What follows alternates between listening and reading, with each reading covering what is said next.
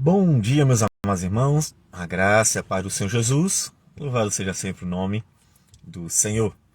Como nos diz Davi no Salmo 19, a lei do Senhor é perfeita. E essa lei é perfeita, imutável, santa, justa e boa. É claro que isso é bom. Todavia, uma vez que ela é perfeita e ela é o que Deus requer de nós, a lei do Senhor terminou se tornando um problema para o pecador. E Jesus veio resolver esse problema graciosamente. Nós estamos em Mateus capítulo 5, hoje, versículos 17 a 20. Diz assim a palavra do Senhor: Não penseis que vim revogar a lei ou os profetas. Não vim para revogar, vim para cumprir. Porque em verdade vos digo, até que o céu e a terra passem, nenhum i ou um tio jamais passará da lei, até que tudo se cumpra. Aquele, pois, que violar um destes mandamentos, posto que dos menores, e assim ensinar aos homens, será considerado mínimo no reino dos céus. Aquele, porém, que os observar e ensinar, esse será considerado grande no reino dos céus. Porque vos digo que se a vossa justiça não exceder em muito a dos escribas e fariseus, jamais entrareis no reino dos céus. Jesus vem ensinando de forma encantadora. As multidões estão sendo atraídas pelo seu ensinamento, que é profundo, toca profundamente no coração das pessoas e é gracioso, porque atrai tanto ao arrependimento como uma nova vida, oferecendo misericórdia e graça. Mas Jesus não é um pregador de novos ensinamentos. Jesus não está inventando novidade, Jesus não veio para trazer coisas novas. Muito pelo contrário. As multidões com certeza estavam perplexas, admiradas e ansiosas para saber o que Jesus veio fazer de fato. E nessa ansiedade, muitos pensavam que ele era mais um pregador de novidades, porque esses pregadores de novidades apareciam na época aqui e ali, tentando trazer uma nova ideia para o judaísmo, para que as pessoas vivessem novas doutrinas. Isso não é incomum em todas as gerações, inclusive nas nossas. Mas Jesus não é um desses pregadores de coisas novas, de novidades. Jesus deixa bem claro que o seu propósito é outro. Não penseis que vim revogar a lei ou os profetas. Eu não vim anular nada, eu não vim passar por cima de nada, eu não vim mudar nada. Eu vim muito pelo contrário. Ele diz, eu vim cumprir. E cumprir mesmo. Nesse ponto, podemos dizer que cumprir tem dois aspectos. Primeiro, que Jesus veio cumprir, porque de fato ele está ali ensinando a palavra de Deus com fidelidade. Sempre que ele prega a palavra de Deus e prega com fidelidade. O Senhor Jesus em nenhum momento ensinou deturpações da Escritura, nem ensinou as pessoas a fugirem dela. Ele ensinou a palavra de Deus como Deus havia ordenado. A revelação é a palavra de Deus e essa palavra tem que ser ensinada cabalmente. Então Jesus realmente veio transmitir ao povo a palavra com fidelidade. Mas é muito mais do que o ensino. Jesus veio cumprir mesmo, ou seja, obedecer. O Senhor Jesus veio fazer algo que os homens não conseguiam fazer. E até aquele momento se mostraram inaptos, tendo em vista que o pecado tornou o coração do homem sempre indisposto para com Deus. Então o Senhor Jesus veio cumprir. Ele veio não só ensinar às pessoas aquilo que é a vontade de Deus revelada para os homens, mas ele veio também cumprir essa vontade que os homens não conseguem cumprir, que os homens não conseguem obedecer como deveriam. Ou seja, ele veio fazer aquilo que o homem é incapaz de fazer, satisfazer plenamente a justiça de Deus, obedecendo cabalmente tudo aquilo que o Senhor havia ordenado. Por que isso? Ele diz no versículo 18, porque em verdade vos digo, até que o céu e a terra passem, nenhum tio jamais passará da lei, até que tudo se cumpra. Ou seja, a palavra de Deus se cumpre cabalmente. Podemos dizer que Jesus está, em certa medida, até mesmo citando Isaías 55:11, que nos diz: assim será a palavra que sair da minha boca, não voltará para mim vazia, mas fará o que me apraz e prosperará naquilo para que a designei. Ou seja, a palavra do Senhor se cumpre cabalmente. Ela se cumpre do jeito como Deus quer. Ela não falha. Esse versículo de Isaías 55 diz respeito exatamente às promessas do Senhor. Aquilo que Deus disse que vai fazer, ele faz.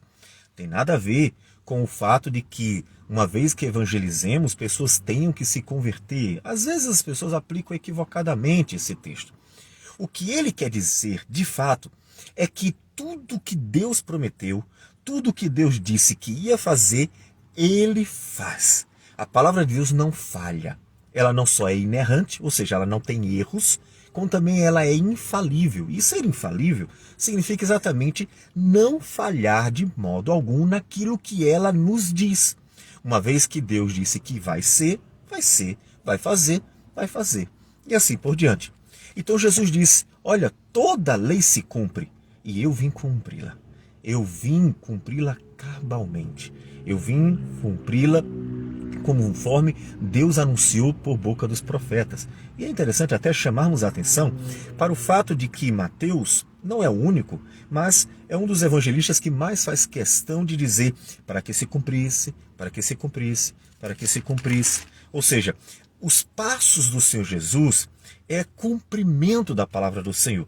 Bem no iniciozinho, ainda nos dias em que Jesus ele está para nascer, diz Mateus que tudo aconteceu para que se cumprisse o que fora dito por intermédio do profeta. Eis que a virgem conceberá e dará à luz um filho, e ele será chamado pelo nome de Emanuel. Mateus 1, 22 e 23. Mas esse não é o único texto. Mateus várias vezes menciona que aquilo que Jesus está fazendo, aquilo que está acontecendo, é cumprimento de uma profecia. E o Senhor Jesus disse que nenhum nenhum tio jamais passará da lei, ou seja, da palavra do Senhor. E Jesus tem esse propósito, cumpri-la. Como nós falamos, ele não quer derrubar nada, nem inventar novidade. Ele quer cumprir a palavra do Senhor. E é por isso que ele está ensinando às pessoas. A grande questão é que a palavra do Senhor era mais profunda do que eles conseguiam perceber. Por isso, ele diz: aquele, pois, que violar um destes mandamentos, posto que dos menores, e assim ensinar aos homens, será considerado mínimo no reino dos céus. Aquele, porém, que os observar e ensinar, esse será considerado grande no reino dos céus. Porque vos digo que se a vossa justiça não exceder em muito a dos escribas e fariseus, jamais entrareis no reino dos céus. Observe que não era tão simples como os próprios fariseus e escribas estavam pensando. De forma que a lei do Senhor era muito mais profunda. E ele diz, quem violar um destes mandamentos, e isso vai aparecer, estes mandamentos, a seguir. Nós não vamos expor agora, vamos por partes e dia a dia, vamos vendo cada trecho.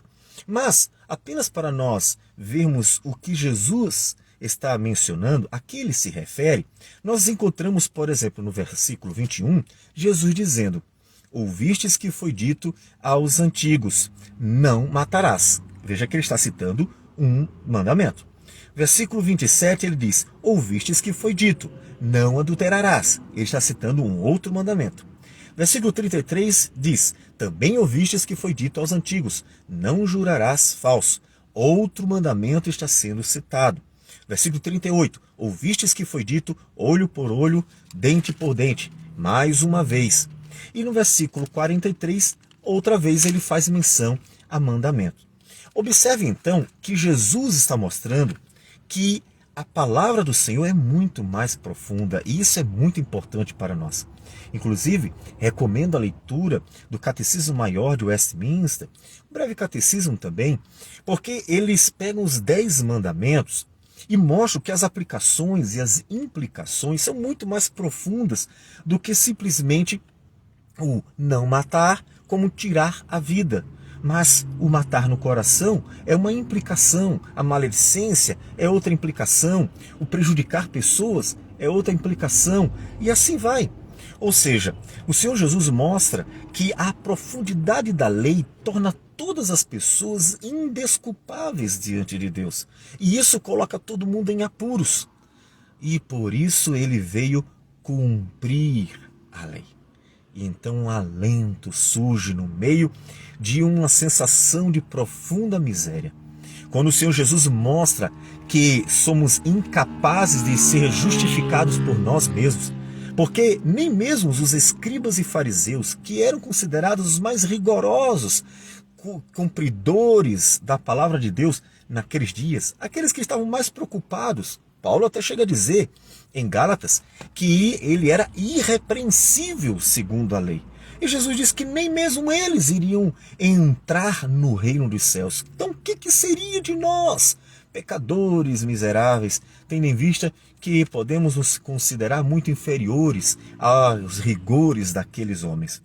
Mas o Senhor Jesus graciosamente veio cumprir. Paulo nos adverte em Gálatas capítulo 3, versículo 10. Todos quantos, pois, são das obras da lei, estão debaixo da maldição. Porque está escrito, maldito todo aquele que não permanece em todas as coisas escritas no livro da lei, para praticá-las. E é evidente que, pela lei, ninguém é justificado diante de Deus, porque o justo viverá pela fé. Ora, a lei não procede da fé, mas aquele que observar os seus preceitos, por eles viverá. Cristo nos resgatou da maldição da lei, fazendo-se ele próprio maldição em nosso lugar.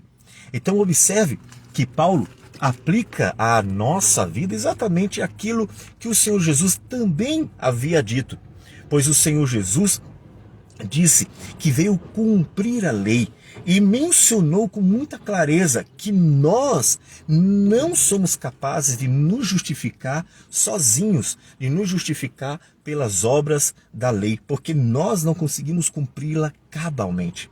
E é por isso que ele diz, nem os fariseus e nem os escribas conseguiam.